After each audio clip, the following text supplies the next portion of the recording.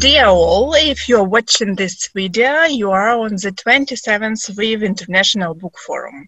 In a minute, you will listen and watching our today's discussion, resource things that help us keep living, where do we get them? It is a part of Book Forum's talks supported by Ukrainian Cultural Fund in the partnership with European Union Prize of Literature and Creative Europe. This series of talks called Writers' Insights, and we are happy to invite laureates of European Union Prize for Literature to share their experience and thoughts. But before we start, I'd want to drag the audience attention to an important issue. Book Forum supports the companion Prisoner Voice, supporting prisoners of Kremlin. At the time of pandemics, Ukraine political prisoners in Russia, as well as at the occupied territories of Ukraine in Donbass and Crimea, are under particular risk. They are kept in poor sanitary conditions, in overpopulated cells without medical assistance. To make the world look at the problem, we feel like we have to become their voice. We encourage our audience to cite the petition Prisoner's Voice. So that's important issue, and now we start. And now I will introduce my companions. First of all, Haska Shian. She is Writers' Insider curator, and our two guests, Marta Zido, born in 1981, writer, documentary filmmaker, and film editor, graduated at the Polish Film School in Lodz, author of the three novels, A Mark Left by Mom, The Claim, Hebrew Text Matryoshka, and a non-fiction book, Woman of Solidarity, director of photography of the documentary Underground Women's State, and co-director of Downtown, a documentary that has won the Hollywood Eagle Documentary Award in 2011. Screenwriter, co-director, and editor of Solidarity According to Women and docudrama Woman Power. Welcome, Marta. Hi. And now Masha Kolanovic, born in Zagreb, 1979, works as associate professor in the Department of Croatian Studies and Faculty of Humanities and Social Science, University of Zagreb. She graduated from the same faculty with a degree in Croatian language and comparative literature. How it's correct, because I used to use Ukrainian word Croatian, and how it to correct to say it? Croatian. Croatian, yes. Croatia, and the adjective is Croatian, yeah. She graduated from the same faculty with a degree in Croatian language and comparative literature and a PhD. So far, she has published a number of articles on literature and popular culture, as well as she following novels, Underground Barbie, and Dear Insects and Other Scary Stories. Also, Masha is an author of two poetry books and a number of academic books and one monography, and which is very important for our talk and for me especially. She is an editor of big research called The Cultural Life of Capitalism in Yugoslavia. Welcome, Masha. Hi. So I will remind you that we talk about resources, things that help us keep living. Where do we get them? And my first question will be for three of you, I think. How do you treat what combination keep living? Does it have the potential for metaphorical interpretation? And how closely is it related to the other word combination, well-being? Do you think keep living has a metaphorical interpretation or potential for metaphorical interpretation, and how it is connected with such word combination as well-being? Whom do you want to start? Do you have... Yeah. Marta.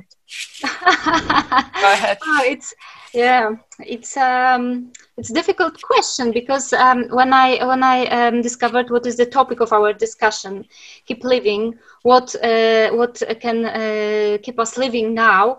Of course, my first thought was the pandemic era we face. It is difficult time for us. It is something completely new situation we are in, and we should find a new way to ask ourselves and to find an answer for that question. What keep us living? And the first thing for me is literature, reading, writing. It is a kind of space we can find some solution. We can find some maybe not exactly answer, not a simple answer, but we can find solution there. So it is our way of living. For three of us, it is our way of living. We are writers. We create some realities, and I think that that activity could help us in that difficult times. I don't know if it is an answer for your question, but that was my first thought. Masha? Okay, yes. So, is a metaphor. Okay, yeah. This question could be understood in many ways. So, what brought me in answering this question is, for example, this situation of pandemic kind of radicalized this question of material well-being and saving lives. For example, we were witnessing this discussion whether we should save the economy or we should save lives. And now all those borders in this, what we could call second wave of virus attack, those borders became very blurry. Like now we are kind of managing these two together. But also, as you posed the question between material well-being and what you said, metaphorical well-being, I think it's kind of a philosophical and even existential question. In our days, especially in the rise of right-wing hegemony in totalitarian politicians, we can see how things are becoming radicalized, how there are no nuances, no deeper thinking, no layers, how people are just missing dialogues, missing broader discussion. And that is what scares me, because I think beside of putting focus on our material well-being, we must put focus on our education, because we are not educated. And when I think on education, I primarily think on a humanistic type of education, of philosophy, literature, and because it makes us think more complex, not only in those radical way of thinking. And what I think, my answer would be that keep on living means, as Marta say, it means also keep on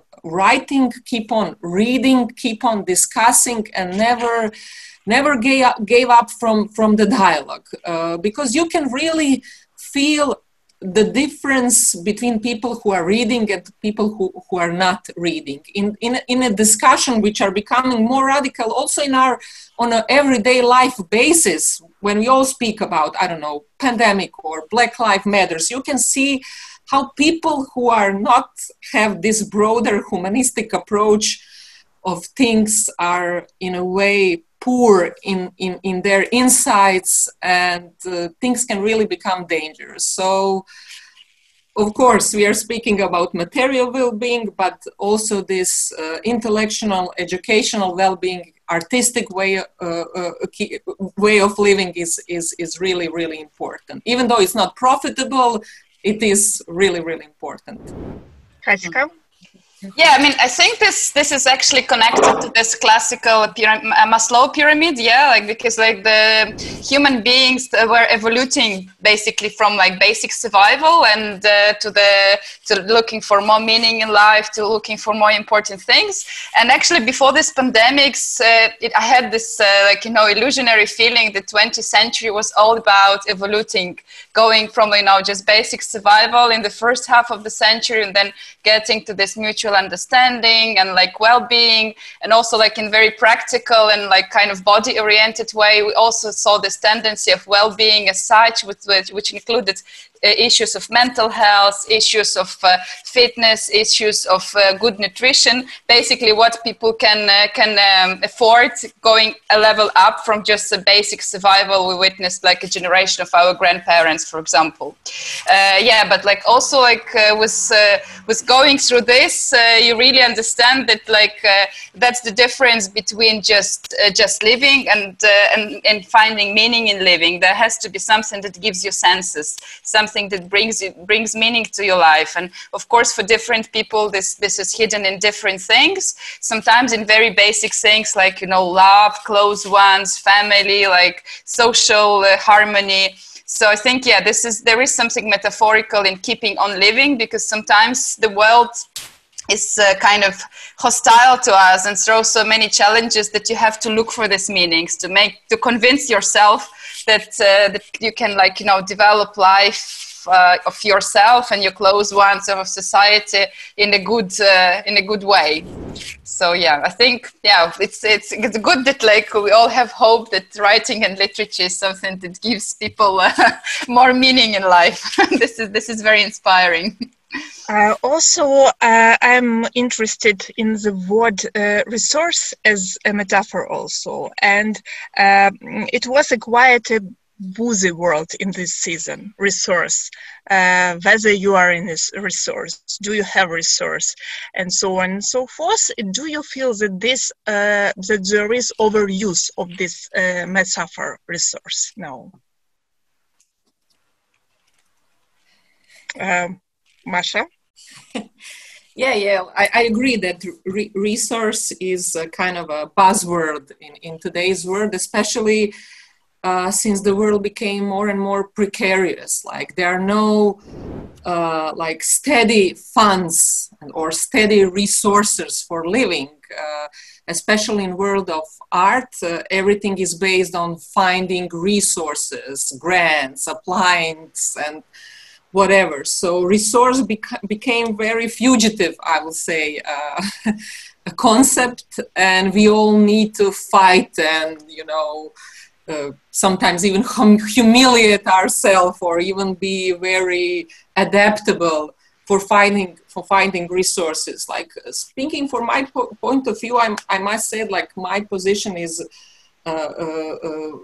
I'm not ashamed to say privilege, because I'm working at university which is state funded, and writing is something which I do in my spare time. So but people who are just living from art, I think it's very difficult in these times, and we must fight for steady resources for people in arts, not to let go that precarious condition dictates the art, because sooner or later it will have the impact on the content and what we are saying. So we must, I would say, fight for fair working conditions in sphere of art and culture. Is it okay in Croatia to live from art or from writing? Is it being life when you just write or paint or you are make films? I wouldn't say so. That is life of well-being. It's very insecure, and the funds are not steady. You may apply for one grant, you might not get it, and you cannot just, I know, like for example, my colleagues who are only nobody just lives from art. People are, if they are writers, they also write for some portals or for some journals. They're also journalists, which is of course a creative way of writing and very important way of writing. But just from writing like novels and fictional genre, I think it's impossible to live and, for example, raise a family, feed your children, and so I wouldn't say it's possible to live just from writing. Marta, about the word resource, do you feel it is a buzzy word, and do you feel it is overused now, this word, resource? First of all, I would like to thank Masha because she raised a very important issue. How can we survive from art, from our literature, from our work? And the situation in Poland is similar because there are many people, many of my colleagues are trying to live from art, from writing prose, publish books, but it is impossible, and it is very important to fight to change our situation, because the pandemic era showed us that we are completely powerless. We are completely lost because having no opportunities to meet our readers at the same conditions as before pandemic era. We are helpless, and it is difficult situation when you have to think about what kind of grant you can apply, and this is the first question you ask yourself before you start writing. It is not a good condition to do something which could be important. So yeah, we are insecure, and we are at precarious conditions. So how can we survive? Yeah, and it is the question I ask myself. What keeps me living? I am doing that from about 20 years. I started writing when I was 16, and I thought that would be.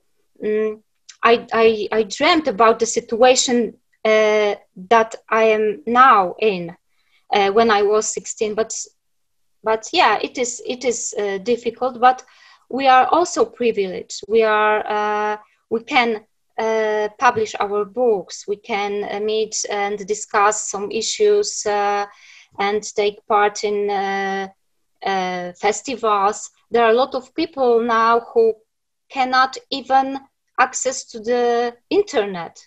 In Poland, there is a situation that about 5% of kids who have online lessons, they cannot access to the internet. So yeah, we are privileged. Haska, you choose this buzzword for this discussion. Do you feel that this word is overused and the senses are lost a little bit? First of all, for me, it's very interesting from the linguistic point of view. I don't think if it's the same in Polish and Croatian, but I assume it might be the same, because before, like recent times, resources in Ukrainian, word resources in Ukrainian, resurсы, they were seen only just as natural resources, as coal from mines, woods, like forests, like natural resources. All the other things had different names somehow.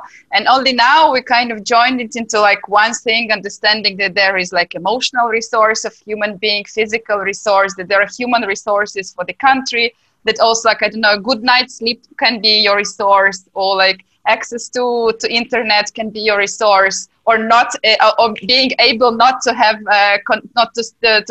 to be unconnected also can be your resource. So for now, resources just, like in my understanding, it just really changed the meaning a lot. So before we were talking only about, like material resource, but now we understand that it has a lot of different shades. And when I think about, for example, this issue that my colleagues raised up, like this painful issue of every artist, like how can you afford being an artist if you live in material world? This is like painful for everyone. Like recently I saw a post of quite famous Ukrainian artist who was saying the same. I had interviews there and here, and I was in that exhibitions and over the media, but like I cannot pay my living only with my art. This is very widespread all over the world. So basically for me, like if talking about being a writer or like, for me, it's always about combining, like finding a place to find the resources to do an arty thing. Like, it's only recently after UPL that like my writing started to bring me something material, and I thought like, oh my God, like was it even possible? So for me, it's always about this balance. Like, where do we look for resources to do what we want to do in our lives, including different things. It's also like, for example, I like to sleep long in the mornings, but I know that like this is not always possible if I need to work or like do other things. So basically for me to organize the life that lets me live the way I like, the schedule I like, it's also a resource, and I have to look somewhere for these resources. So for me, it's a very complex issue, and it's not only connected to material issues for sure. As writers, three of you are writers. How do you feel and how do you treat this move of the world resource from the way Kaiska said when it was like earth resources and the word which lives in economy texts or in political text or in geographical text, and then it is the word which we use in everyday life. Everything could be called resource. In this move of the world, how do you treat it, or is it important or probably not? Masha? Like you said, that's what I think all three of us commented in this way. I think that economic discourse is becoming dominant type of discourse, or trying to become like a hegemonic type of discourse, and containing all the words we are using in our everyday life. For example, value. Do we speak as a value now, as a human value, like symbolic value, or we speak as a value as something which is profitable? I think that today's context of capitalism is trying to put monetary condition in many concepts, and it also is reflecting on our uses of language.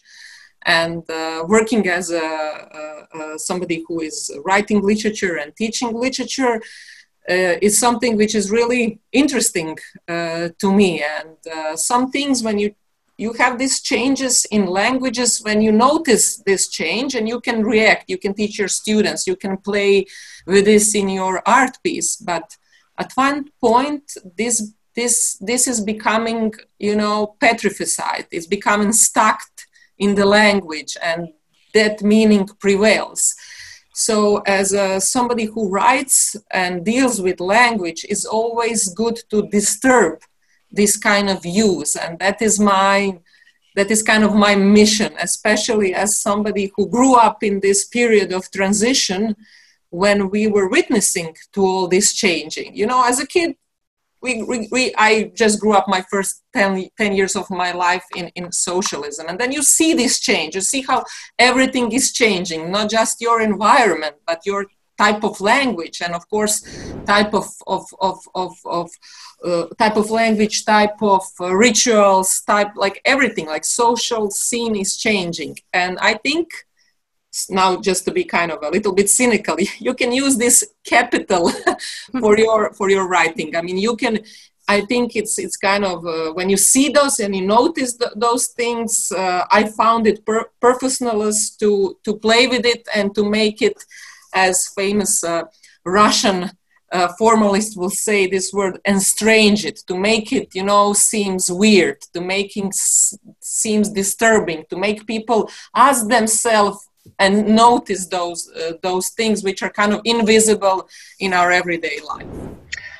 This word which you said, this formalistic word, which is учуднення in Ukrainian, it was the word which I used the most during this pandemic period.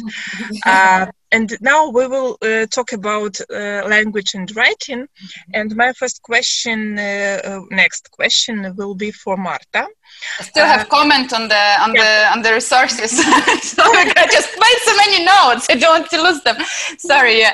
So basically, I think with this case, this is really an effect of globalization and anglicization of everything. Because like the first time, for example, I've heard word resources used about humans was with people who work in IT sphere. Like in Ukrainian, they call people resources because this is very English-speaking business and this is very like business-oriented thing. So basically, that's the first time when I heard it like very organically in Ukrainian language when a human being is being called a resource. And also, at first I thought that basically it's true that resource is something that has a monetary equivalent. But then when Masha was speaking, I realized that basically it's when she said that resource is something that you can be converted into something else. Because basically for me as for writer, it's true when you go to the street and sit in the bar and observe people and take notes on their dialogue, it's a resource for you as a writer. It's not a material resource at all, but then you can convert it into text and this can have like longer stories. So basically probably a resource. This is something that can be monetized or more even like converted into something else, some benefit for you. So yeah. Now we will talk about this convertization. And the next question for the Marta. Let's talk a little bit about your novel Frida. Whether I pronounce this word right. It's right pronunciation. Frida. Yeah, right. What does it mean? Thrills, pleasure, a kind of joy. And it has also, in Polish, Frida, it has also little part of that, raj, it means paradise. So like in Ukrainian. Untranslatable.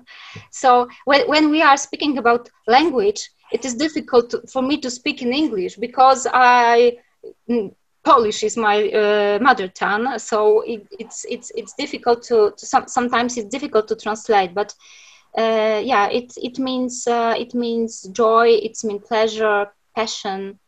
And how the title is translated in different languages? When the novel is translated, how does the title is translated? In Czech, it is last. Mm-hmm. Mm-hmm. We know that you will have a Ukrainian translation. Yeah, but I don't know. I don't know what is. You still don't know. Word for that. We will check it in some time. But you outline your novel as a love story, but very specific one. The lovers from my book do everything to avoid saying the word love. Do you treat language and speech, not only language, but also speech, as a resource? Yes, it is like, it is like resource. It is kind of immaterial resources, feelings, because the word is about feelings, about passion, about like affirmation of living. It is naive to say in our contemporary world it is that there is something beautiful in it, but I think that it could be a kind of hope for people that in spite of the fact that our times are not good for us, and some people say that we are the last generation and the world is coming to an end. Of course, we all know that fact, but what I am trying to do is to find some beautiful piece in it. Beautiful piece in this shit, I would say. Beautiful piece of shit. This avoiding of saying the word love, is it about keeping silence or about something else? It is about not keeping silence. It is about searching for other expressions, searching for other words, not to say simple sentences that we are no, some kind of new way of speaking, new way of express. This time when your heroes, when your lovers from your novel are avoiding saying the word love, it's time when there is no internet, no Facebook, no all these high technologies which make us more close, but also have some other contexts. Whether it was easier to avoid big words like love in time when we do not have internet and social media. I don't know if it would be easier then. I don't know, but I miss that times, you know, because I missed people in the real world, and now it is difficult for me to survive nowadays, because I hate that Zoom conversation. I hate text message on Messenger and send people that emoticons and with smiles or heart and what else. But that times before internet era. Where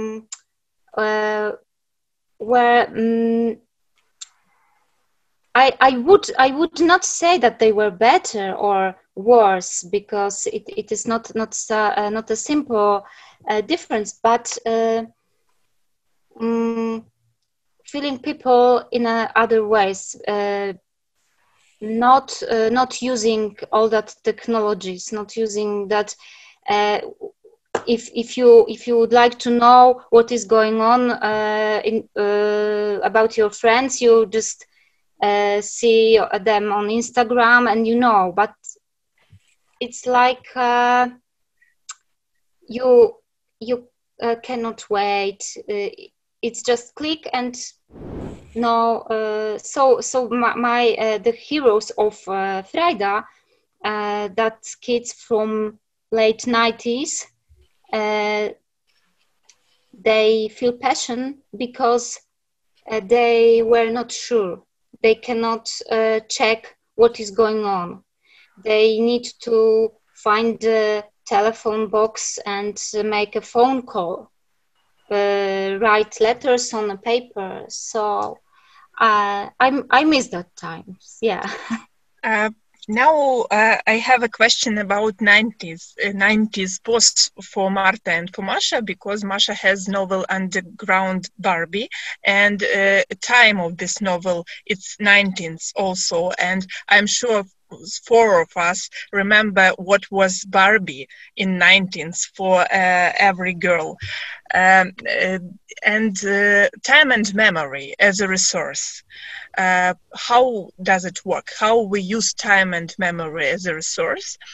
And this epoch period of time, 90 as epoch period of time, do you remember 90s? Or you have to use some methods to reconstruct this time? And do you feel nostalgia about 90s? And whether nostalgia is also a resource? Masha, probably you. Okay, yeah, now you were just saying so many interesting things when listening to Marta and Haska, and I just want to add that I agree with Marta with all this irritation with Zooms and chats, and I mean, I'm not any kind of anti-modernist type. Of course, that technology is easing things to us, but I feel a big amount of fakeness and non-authenticity in this type of communication. So I'm happy to hear that I'm not the only one. But of course, Zoom kind of connects us here also today in this conversation, when we are trying to question all this. So when you ask me about 90s, as somebody who experienced war in the 90s, it is difficult to say that I'm nostalgic about those years of, high nationalism, war, and things like that. But the story of my novel is also a story about childhood, and I think every childhood, in no matter what condition it's happening, it's a special time of your personal memory. When you like it or not, you want to at least to remember it, and you have to remember it. And that's what I was writing about in that novel, about growing up in Croatia, in Zagreb, which was not directly wounded by war as some other cities in Croatia, and playing with Barbie dolls in the basement. That's actually the catch of the title, Underground Barbie, because we kids are playing under the ground with Barbie dolls. And in that period, especially in the early 90s, the idea of West, the idea of abundance, idea of Western consumerist, popular culture, all of that which Barbie symbolize, is something which was kind of, which rose many desires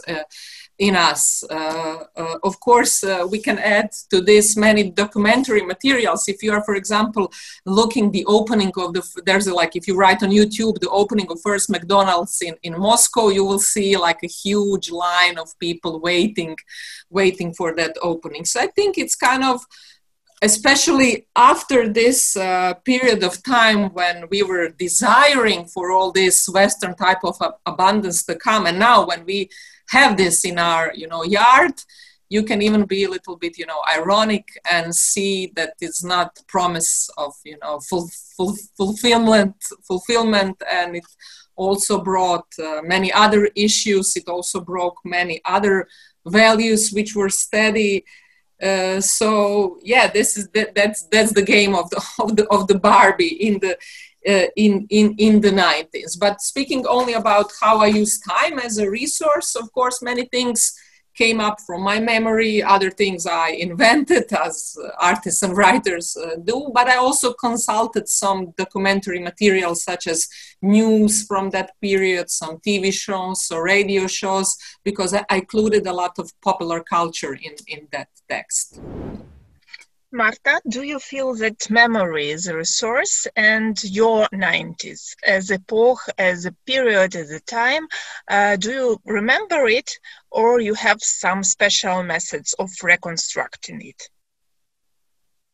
I remember it quite well, but my method when I was writing Frida was that I go back to the songs, to the music from 90s. I was listening to all that music I listened to when I was teenager, and it helps me to find the rhythm of the prose. It helped me to find a way to feel that times. Some of them I decided to quote, but it is not like I say this is that song. The reader could guess, but if someone don't remember, so he couldn't. But it doesn't matter. I remember that the music was very important for me, and it is now also. But when I was writing, I remember that I listened to the music. Haska, do you have some thoughts about 90s as a resource and as a epoch, and do you want to share it with us? Of course, a lot. I think like everyone who like went through 90s being a child, especially like here in post-Soviet space, post-Soviet region, it's obvious that like we have a lot of like memories collected. I wouldn't call it nostalgia, because like for me nostalgia is something you would still want to come back, and for me, like, you know, wanting to come back there, it's some kind of Stockholm syndrome. It's not something you would want to come back at all. But for example, recently I gave a review to one movie of, called Хрусталь. It's about 90s in Belarus, and it's very cool movie. It was a lot of like these things that do make you feel a bit nostalgic. Well, before you think, okay, I don't want to be there again. But and then in this review I said that, like, you know, we all now kind of writing through our trauma of 90s, and like even in one, it was literature colleagues, we were discussing, it's interesting what's going to come in 10 years when the kids of 2000s are going to write about their traumas, what kind of traumas they had like at the beginning of millennium. So of course, like, memory is a great resource for writer. It's like just really difficult to overestimate. It's something that we use all the time, and actually I don't know if it works the same for everyone, but I do have the thing that this just memories, they just come to you, they fly, they land in your head, and you're like, oh my God, this is such a lovely, cute episode from before. And of course, like, something that can make you feel a bit sentimental. This is this thing that Marta is speaking about, this less feeling of being connected all the time, which gave you more feeling of, like, you know, intrigue, and more feeling of some kind of looking for the ways to connect with people. For example, I remember we had this tool. When I'm telling to people who are like 10 years younger, they cannot believe me, but we had a tool which was called звонилка, like, which something to make a call in the telephone booth. Because in the telephone booth, you use the coins, and mechanically, when the coin fell down, it kind of connected you with the other side, where it could be even not the boy you want to call, but his grandma. But then still, and we had like a nail file, metallic nail file, and then we pushed it through instead of the coin.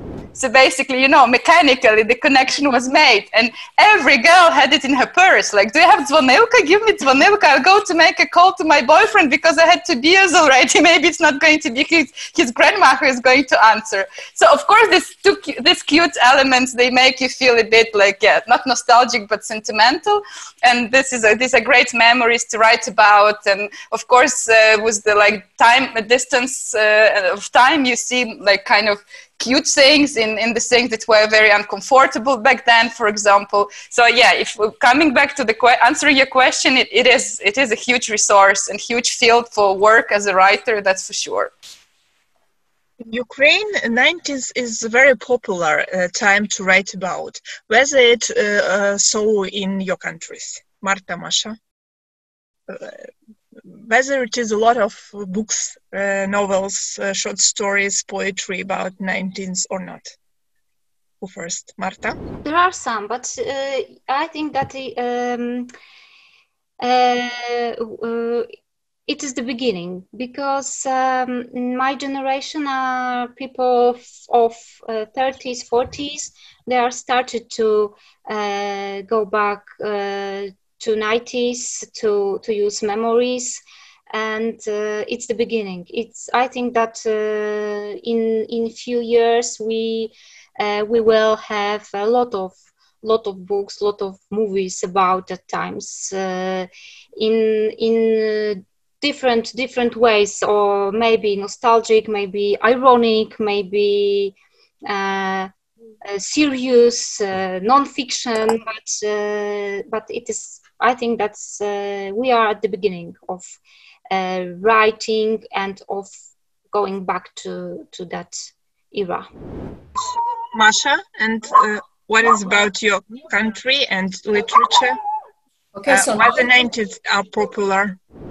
Oh yeah, so 90s in Croatia are really specific because we had a war back then. So it was a huge identity question to write about 90s. So basically, we had a whole wave of literature and movies dedicated to the 90s when the 90s were still on. You know, people were writing about, you know, the war and the identity question. And then later in the late 90s, people started to question those postulates of the 90s of Croatian identity, of war, of role Croatian in the war. And things became more heterogeneous regarding those voices on the 90s. But the problem is with the 90s, we are still, you know, this trauma of the 90s and war between Croatia and Serbia is still, you know, resonating, you know, our daily political issues. So the 90s are still, you know, haunting our present times. What interesting happened, for example, in the mid 2000s, in the early 90s, the question of socialism was kind of stigmatized in a cultural way. You know, if you were kind of make any kind of remember statement in your art about socialism, you will be stigmatized as a witch, as for example, Dubravka Ugrešić and Slavenka Drakulić are, you know, notorious case of this stigmatization when speaking about socialism in any other way than totalitarianism and, you know, dictatorship and so on. But in the mid 2000s, people also started to come back to this period of socialism, and there's a new wave of novels regarding the situation which was before the 90s. But 90s are still hot topic, and going further in time, there are more narratives which are questioning, you know, what was going on in the 90s, and more specified layers of not only in the space of politics, but also in the space of culture, society, are going on right now with the 90s in Croatia. Masha, let us talk about your book, Dear Insects and Other Scary Stories. Mm-hmm. It is about absurdity of existence, and it is connected with capitalistic way of life. Besides the fact that you are a writer, you are a researcher, and you study pop culture and cultural phenomena of capitalism. Do you treat academic research as a resource for writing? Yes, of course. These two habitus of me being a researcher and me being a writer are closely connected, because some insights I've got from my research are kind of going back, but in a different type of discourse. I would say that literature and art can offer different insights, different type of knowledge. And that scientific discourse can be reductive in a way when we're speaking about emotions, and when we're speaking about affects, and also when we're speaking about the effect of the text on the reader, you know. So some things which I cannot say in my research, and I need to say with my art statement, with my writings. And of course that the insights I've got from my research are very valuable for what I write. But these are really different type of discourses, and it will be wrong just to kind of pour it in another language. It needs to go through some, like I will say, more intuitive and affective mix of the discourse. Whether it is a special work to change the language of academic research to the language of the fiction? Do you have some kind of method or some kind of time management or some other ways to change this two languages for yourself? Yeah, since I'm also teaching literature, so it's not so different as it seems when we speak about, of course, theory of literature and more scientific language of research is different, but actually I'm researching literature, so it's kind of just, you know, enlarging my space of thinking, enlarging my space of dealing, especially with this, what I will say, capitalist now. The processes which are going on from 90s to our recent times. And that's actually the things we were saying before about this change of discourse. I would say that it's not just change of discourse, it's of course change of values, change of our social rituals, change of how we look on each other, like change of, it just affects, I will say, every aspect of our life, not just our social life, I will say even our intimate life, even our way of, finding partner or looking on a relationship and so. So for example, if you just compare the words and values of, excellence, competition, compare them with, empathy, solidarity, you see, how those things changes. And especially when we're speaking before with this game in the language, that's what I try to do with the title of my story. So in Croatian, it's called Poštovani kukci. Kukci are insects, but they are very similar to the word kupci, which is customers, buyers.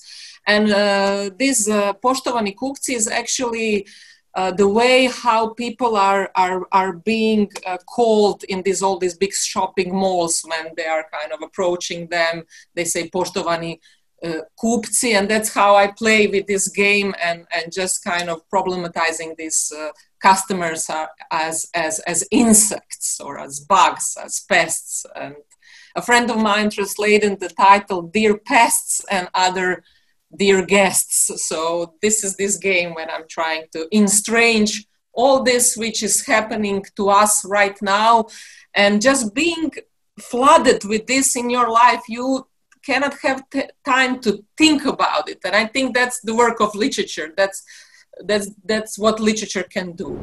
In Ukraine, when researchers start to write a fiction, very often critics use such a word combination as philological writing. Mm-hmm. Do you used to hear such outlines about your prose, and do you think that such education and such profession as a professor of literature have some kind of bad influence on fiction? There's also this whole wave called academic postmodernism. They even say that postmodernism in literature is invented by the academic school, also writers such as Umberto Eco, for example, and many others, not to mention them all right now. I mean, critics are often connecting my focus of my research with my focus of what I'm writing on. But not so far, they just didn't kind of equalize. It's just a different type of language. But yes, those connections are inevitable, and I'm also openly speaking about them. And I must admit that, of course, my focus of my research is connected on the focus on what I'm writing, but I'm just using different perspective, and I'm just writing from different positions, And but of course, they won't be the same if I'm just one. If I'm just in one role, so I'm kind of juggling with these two roles. And such juggling is also a resource. Oh my God, such juggling is also very difficult in a question of time. So when we were speaking just before about resources and can we live out of literature, for me the problem is really to find time for writing, because a job at university and academia is very demanding regarding all the things you need to do with research and with students, mentoring, administrative work. So really finding time from writing is something which is really, really challenging for me. But yes, of course, I can call the insights for my research a resource, like a meaningful resource of what I write. And now my question to Marta. The corporality is extraordinary important thing for your novel. I put it in your words. The book is exploration of the body of two lovers. You even said that it was challenged to translate sensuality into language.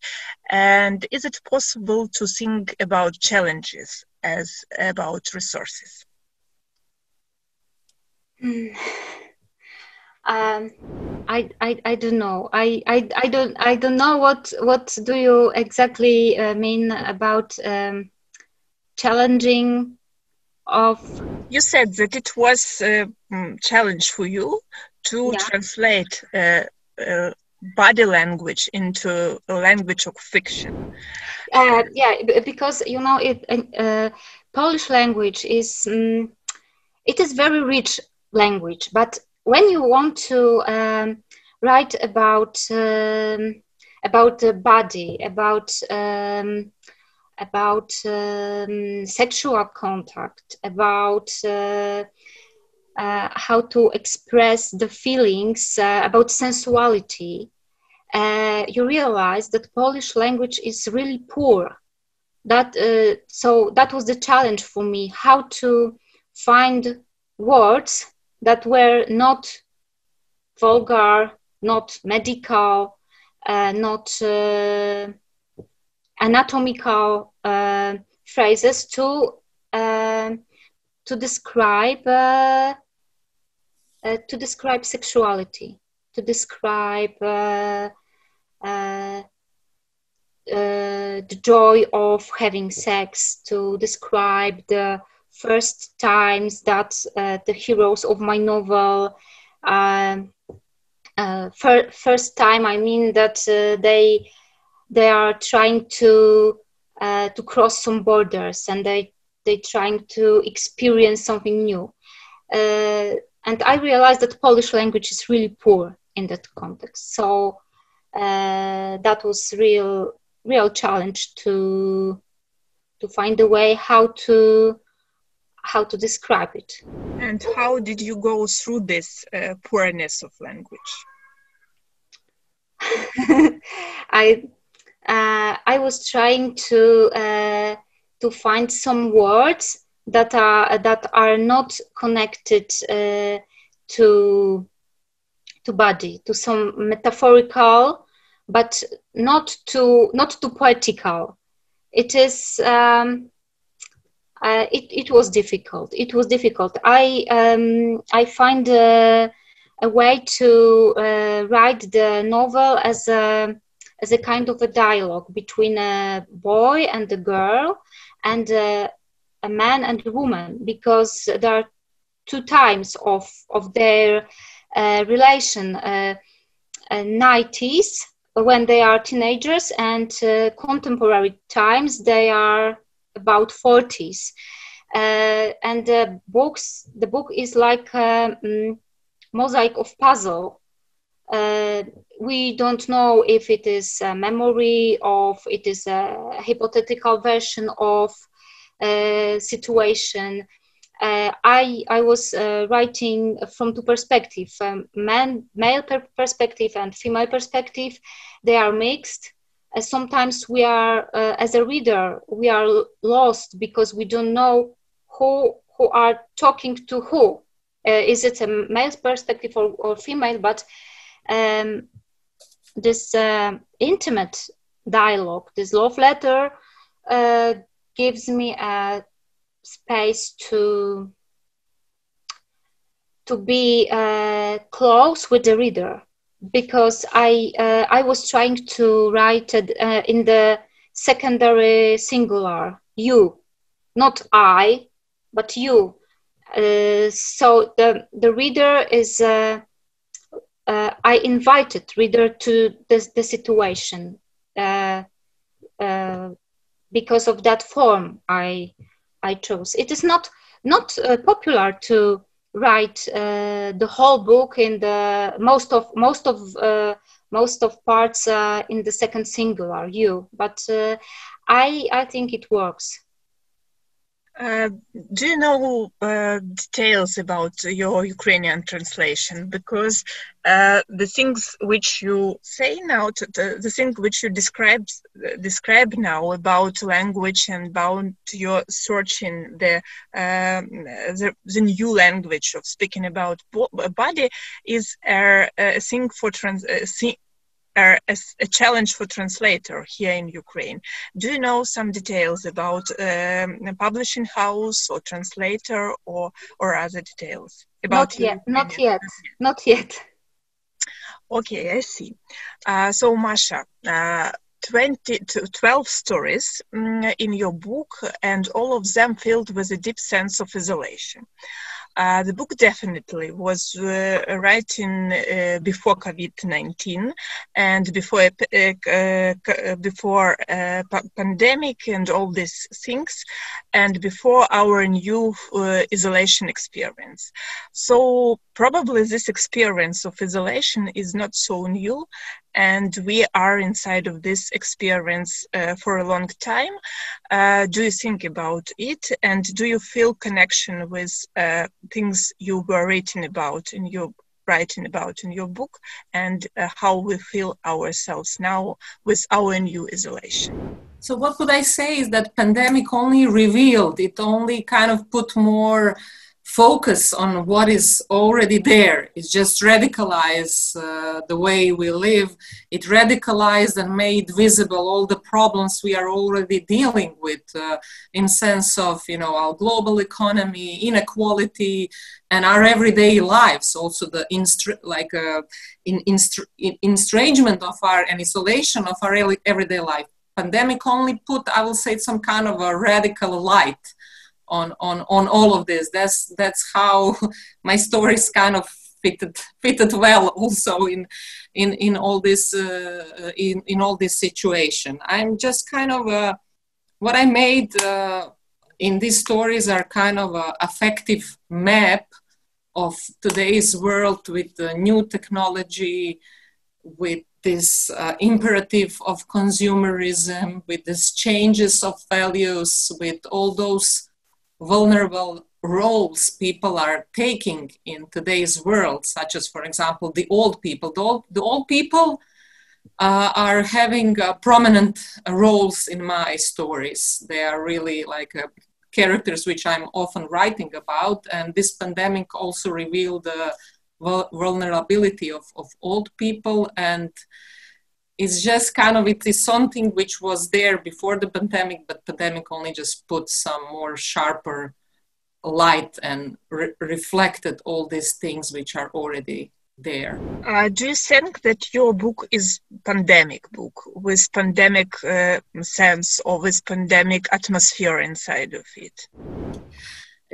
Of course, it's not directly connected with the pandemic or virus. Nobody will find like direct connection, but I think people could identify maybe even more now after the pandemic. Maybe some things will just more clearly resonate with them, with that book, because that book is also it's not just about consumerism and capitalism. It's primarily about the human beings and vulnerability in that kind of world. And I think that it would fit, it will be even more, I will say, more closer to the reader now. Maybe before the pandemic, it might seem like too sensitive, like this is literature, this is just it's too much. It's not like this in the real world, but maybe it will become more real after all this. What do you think? What was this? If we were isolated and we were lonely and we were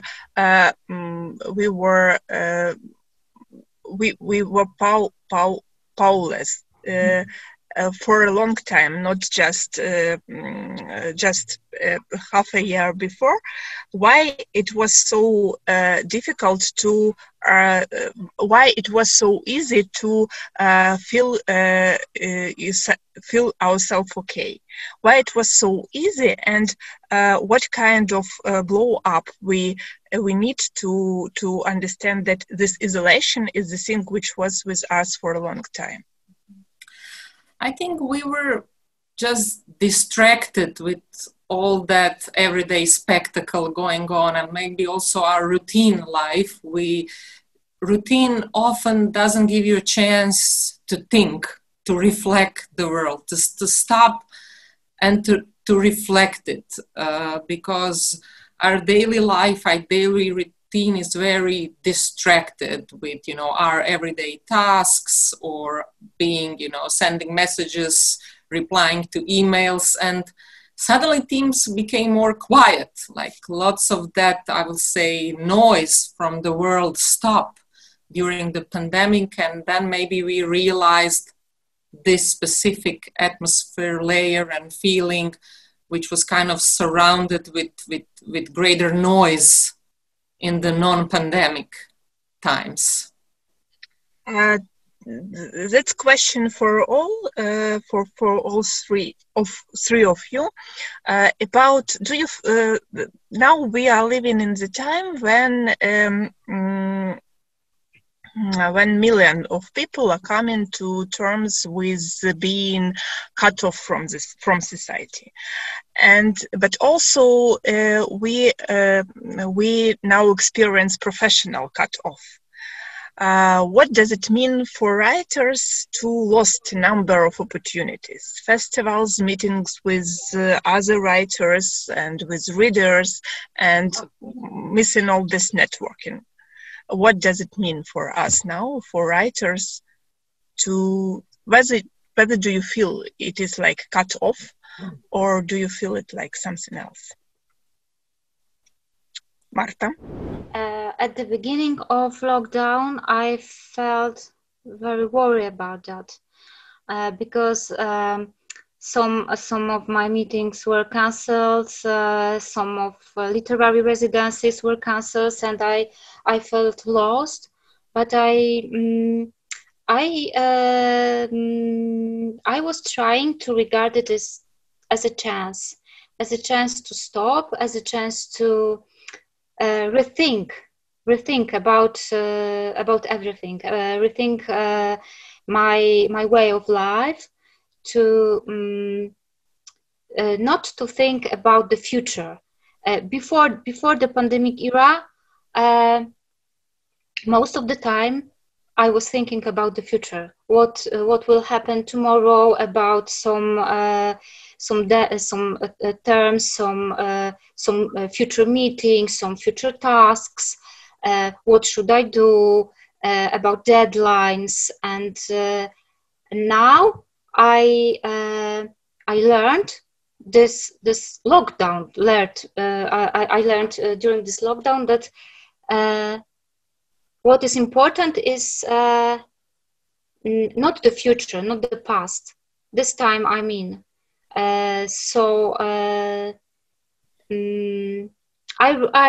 regard it as a chance for me as a writer, as a chance for humans and for our planet. Because when the whole world has stopped, our planet had a chance to get some rest from us. Of course, it is a long time, because it is about half a year we are in isolation. But every day I am trying to search for bright sides of that. Do you feel that there is some professional cut-off? Do you miss meetings with writers or with readers or festivals or other connections, professional connections? I don't want to make a difference between professional meetings and from meetings with my friends, because I treat meeting with readers. It is the same energy when I got from meetings from my friends. Of course I miss it. and I cannot wait to some kind of meetings with the real people. I would prefer to see all of you sitting in the same table, drinking wine and speak, seeing each other, with the possibility to even touch, to make hugs, you know, it. But for me, I would not like to divide between professional and private. It's the same energy, and I don't know where to find it now. But you know, maybe the time of a kind of stop, a kind of feeling missed, what we missed, to think about how our lives were before pandemic era. What is it now? I'm trying to treat it like a lesson. Masha, what do you think about professional cutoff? So I think as writers, our professional cutoff is not so tragical or dramatical, for example, in some other branches of art, such as music or theater, movie art, when really things are depending on the performance before the audience. I think literature even find, I would say, a good role in all this, when people even have like more time to read, hopefully. But I think especially regarding people who lost their jobs, like who were like working in the restaurants, who were like doing other things, it's just, I don't have a right to complain about anything. I think maybe the consequences of all this, like economical and professional consequences, will come later when we see, you know, the economic crisis, when things will be cut off from the, you know, budgets for publishing, for festivals and so on. And like Marta, I also miss seeing you all of you in person. I feel things, I really, I don't know, I have to say that Zoom things, even though we are now on Zoom, they cannot replace the live meeting and all that chit chat after we had this chatting with audience and just like seeing you, feeling your energy in person. But that's nothing comparing what other people lost in all of this. And some people even didn't have this kind of opportunity to have kind of a professional, you know, pause, like, you know, healthcare workers, like first responders. They were all working very hard through all of this. So I'm just, I just want to like say things are like, literature is, it's so far, I would say not so, it's not so damaged at some other branches of industry. Art. What do you think about professional cutoff? I miss, like I said, seeing you. I can always write, like no matter, even it's the end of the world, like you can if, only if there's no electricity, but then you can have a pen and paper. But I think, you know, I miss the exchange of ideas in person, and that enthusiasm and those creative, you know, fireworks which come when you see the people in person. But that just also that the small part of our engagement as writers. So our engagement as writers is really basic, and we can survive even the loss of electricity, you know, speaking of our, you know, core work, but not speaking of the whole industry. The whole industry, of course, is much more complex, and I'm afraid what will be later when all these consequences, which are now attacking the, you know, some industry sectors will of course affect the culture and the publishing industry and all those nice festivals and meetings which will just not have money to be funded and to exist. That's what I'm afraid, yeah. Aska, what do you think about professional cutoff? Well, I fully agree with Masha in general, because for me, I really miss the vibes of the festival in the sense of communication with the colleagues.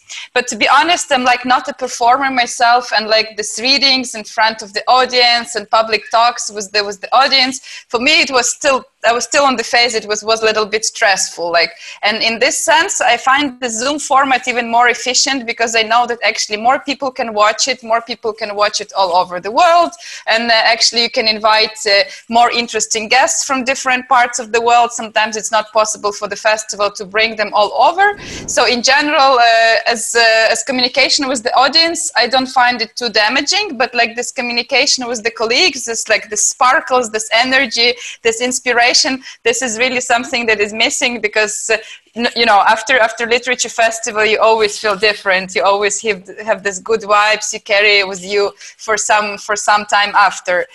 But yeah, if we talk about, you came back to the question of resources in the end, Masha, in your last phrase. Like when we come back to the whole industry keeping rolling, it's obvious that like we don't know where we're going to be in a year, like how many translation contracts we can get, where there will be funds from international partners, from the state, because for example in Ukraine there was this program of Book Institute just launched, which helped Ukrainian writers to be their translations be funded when they published abroad, and it was just launched for the first year, and for all of us it was a big breakthrough, and it gave a lot of hopes.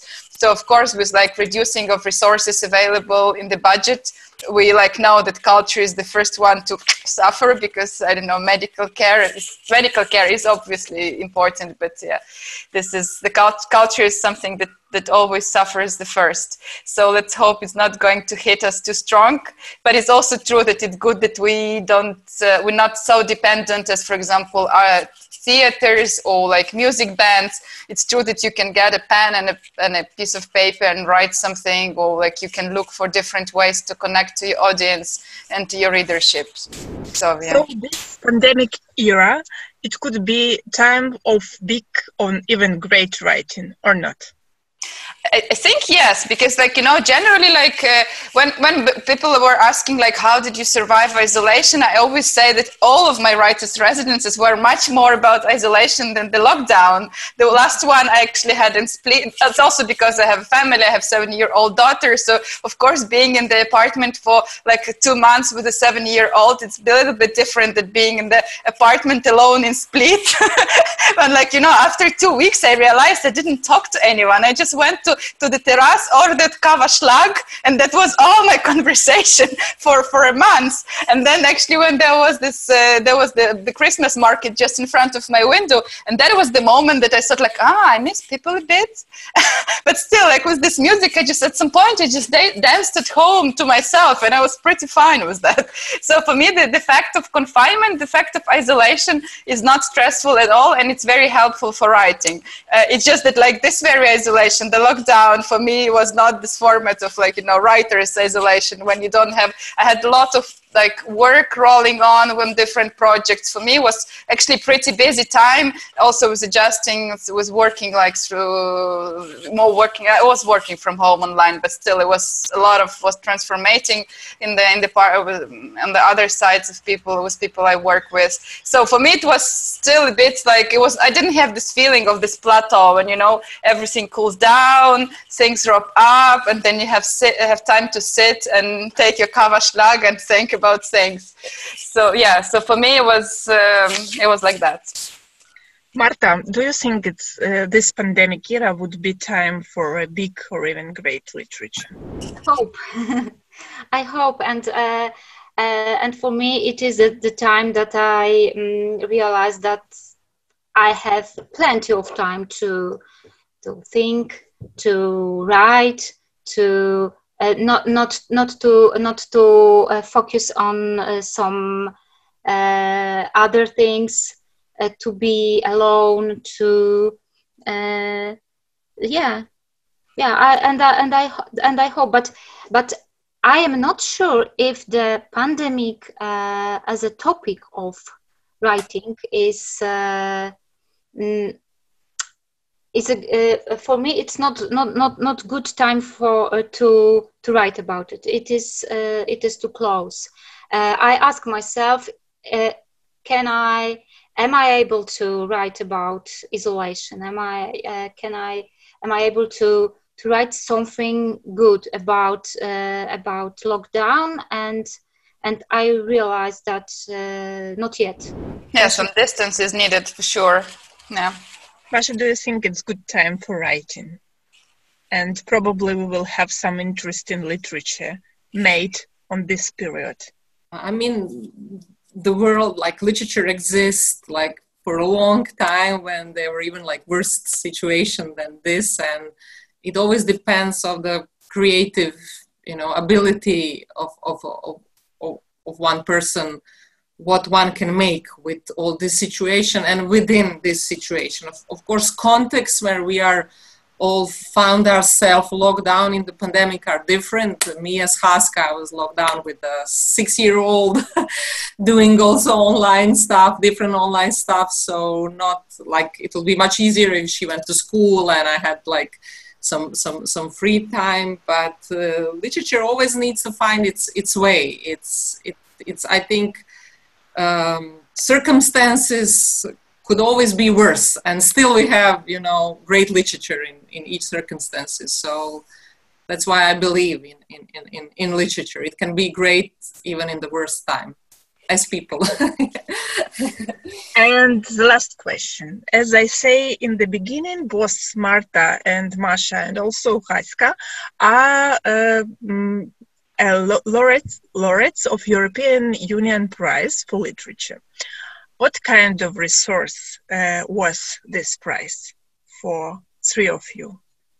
Haska. Well, for me, it was a very unexpected breakthrough. I really still cannot underestimate what it gave to me. And I still have the feeling that the things only start, because I only started to get few first translations in the foreign languages. For now, Bulgarian translation is on track, and we're negotiating with other publishers in other countries. So for me, it was this great feeling, first, of course, of evaluating your work, my work being like evaluated in such a great way, and because the story of my novel, I had a lot of questions about it, and I took a lot of risks writing it, and I didn't expect such kind of big success coming and like making it visible. I think the most priceless thing about European Union Prize for Literature, it makes you visible immediately in like all the countries of Europe at least, and even abroad, because for example I was contacted by a man who just came to Ukraine to work on some international mission. He was not into literature at all, but he found out about my book and he read about my book. And since he works with crisis situation, he was interested to talk to me. So it makes you visible immediately, and I think a part of the great resource, which also comes in the format of money, which is also a very nice thing, and it really helps you to chill a bit and have this feeling that you can afford to chill a bit. This is also the most valuable, is definitely this visibility, that it drags attention to you and to your work just in a second. This is wonderful. Marta, European Union Prize for Literature, was it a resource for you? Do you feel it like a resource? Marta, Masha, Marta, Masha. I would agree what Haska said. It's just basically that, like, it makes you, I'm really grateful for all the attention and visibility it puts through my work, and also really a decent amount of money as a prize, which give you some also freedom to maybe to put your focus on creative writing, and all those possibilities with translations are really, really wonderful. And I'm happy there's such an institutional support for writers of younger generation exists. So I think it's really a good thing. Marta? I think that yes, visibility and freedom, it is also very important for me, and I am also very grateful for the opportunity to meet all those wonderful writers from Europe. Without UPL Prize, I wouldn't have the chance to meet and to speak with Ukrainian, Croatian writers. I wouldn't have a chance to go to literary festival in India with Turkish and Irish writers. So EUPL got me a lot of opportunities to exchange some ideas, to discuss some issues. It is important for me because in Poland, when you meet only Polish writers, only Polish perspective, I felt really poor, and now I feel like it is a kind of deep breath and fresh air to my perspective. So I am grateful for that.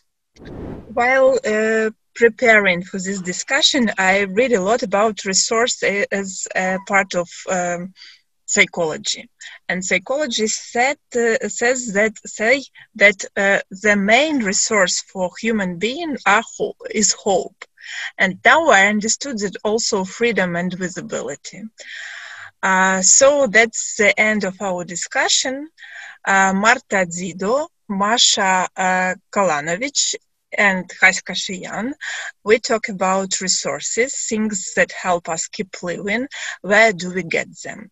It was part of the series of talks called Writers' Insights. This event takes place within 27th Live International Book Forum with the support of Ukrainian Cultural Fund in the partnership with European Union Prize for Literature and Creative Europe. And in the very end, I want to drag the audience attention to important issue once more. Book Forum supports the companion prisoner voice, supporting prisoners of Kremlin. At the time of pandemics, Ukrainian political prisoners in Russia, as well as at the occupied territories of Ukraine in Donbass and Crimea, are under particular risk. They are kept in poor sanitary conditions in overpopulated cells without medical assistance. To make the world look at their problem, we feel like we have to become their voice. We encourage our audience to sign the petition Prisoner's Voice. So that's the end. Thank you very much. Sorry for my Ukrainian English, but you were great. Thank you. We all were great. Thank you so much. Thank you. It was very warm and great discussion. So thanks, ladies. Thank you so much. Thank you.